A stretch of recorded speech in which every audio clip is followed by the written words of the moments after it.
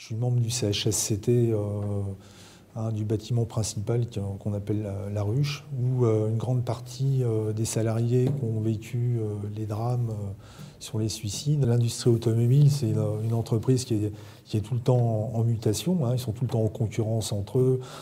C'est pas parce que la bagnole est belle qu'elle va se vendre, c'est pas parce qu'elle est pas belle qu'elle va peut-être se vendre aussi. Ils savent jamais, c'est toujours des paris un peu absurdes.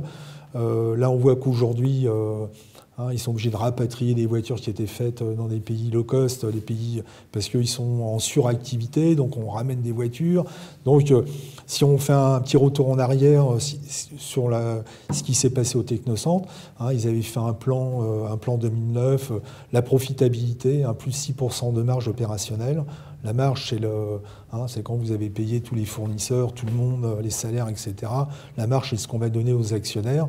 Donc, il y avait un engagement fort de Carlos Ghosn de faire plus 800 000 voitures en 3 ans, plus 6% de marge et de la qualité. Donc, on a réussi la qualité, on n'a pas réussi la marge, et on n'est pas à plus 800 000 voitures, on serait plutôt à moins 800 000. Et donc, tout ça cumulé, quand on... dans l'organisation du travail, de donner des objectifs aux gens qui sont irréalisables parce qu'on n'a pas forcément les moyens, et pour les réaliser, soit on campe en permanence dans la boîte, c'est-à-dire que les gens ils travaillent chez eux. Dans les témoignages des salariés ou des familles, en disant mon mari travaillait la nuit, se levait la nuit pour ouvrir son PC, pour regarder ses emails, parce que comme on travaille à l'international, les gens ils attendent des réponses, ils attendent des contre-ordres, etc.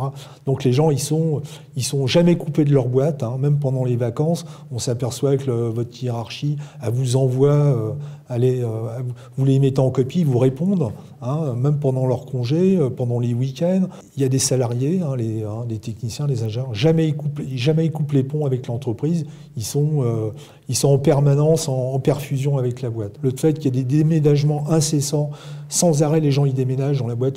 On nous a parlé de 2000 déménagements dans la boîte, c'est-à-dire que le gars qui est au premier, 3 mois après, il est au 4e ou il est dans un autre bâtiment. C'est-à-dire qu'avant, les gens se connaissaient entre eux. Il y avait un tissu social dans l'entreprise.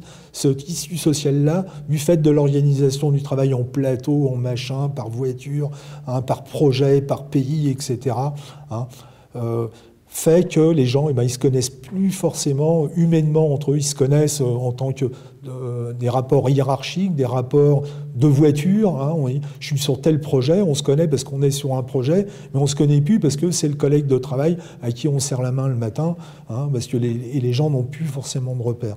Ils ont aussi nous infusé, comme on appelle ça, des bureaux nomades. C'est-à-dire que c'est le premier qui arrive le matin, qui est au bord de la fenêtre, et le dernier qui est devant la porte qui claque toute la journée. Le lien, il n'existe plus. Le lien social qu'on connaissait dans les années 80, 90, quand quelqu'un... moi, je suis dans un atelier, quand quelqu'un ne sait pas faire un boulot, il y a une solidarité, il y a une entraide. Le gars, il laisse tomber le sien, et puis on regarde pourquoi le gars, l'appareil de mesure, il ne marche pas. Tout ce lien-là, ils l'ont cassé parce que l'intensification du travail fait que les gens, ils n'ont plus le temps de s'entraider, de discuter, avoir des liens humains, et ça, c'est très important.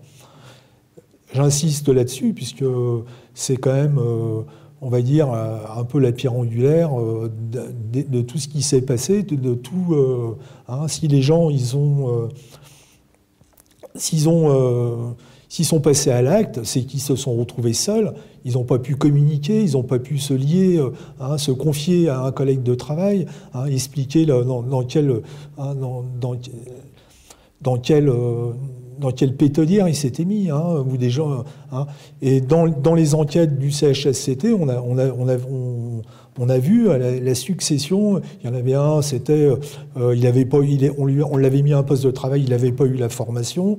Il y en avait un autre, on l'obligeait à voyager à l'étranger. Un autre, c'était, et à chaque fois, c'était pour des raisons pseudo-économique dans l'entreprise, parce que tout va très vite, et puis vous n'avez pas à discuter les ordres pour le fameux free cash flow, pour en faire des économies d'échelle à l'entreprise. Avant, on partait en voyage à l'étranger, par exemple le dimanche soir ou voire le lundi matin. Et pour des questions de coût de billets d'avion, le service achat Renault, il négocie au juste prix, on va dire, les prix des billets, et ils font partir les gens le samedi. Donc la vie de famille, et on revient le samedi suivant. C'est-à-dire qu'ils vont vous bousiller les 2 week-ends, un au départ, l'autre à l'arrivée. Tout ça, cumulé, ça pèse. Bon, la solution aujourd'hui, on la voit, c'est qu'ils ont fait, là, aujourd'hui, ils font un plan de départ volontaire. Maintenant, ils ont même inventé l'auto-licenciement. À Noël, ils ont viré les prestataires pour des questions aussi de free cash flow. Les méthodes dans l'industrie automobile, c'est vous êtes ingénieur en prestataire dans une entreprise qui est sur le site. On avait des copains salariés de ces entreprises prestataires qui étaient là depuis les années 80, 85. Ils ont trouvé un carton de déménagement. Je citais en arrivant le matin, et c'est quoi le carton?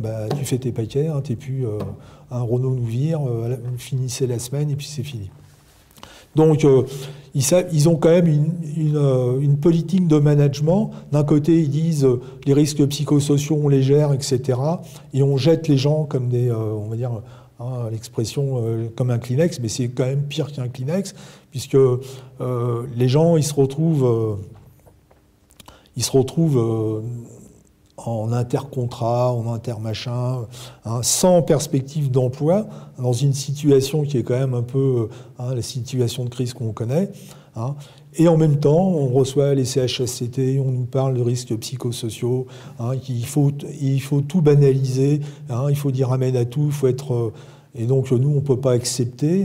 Et c'est sans cesse une bagarre de remettre le couvert en permanence pour pas les laisser faire n'importe quoi, n'importe comment, etc.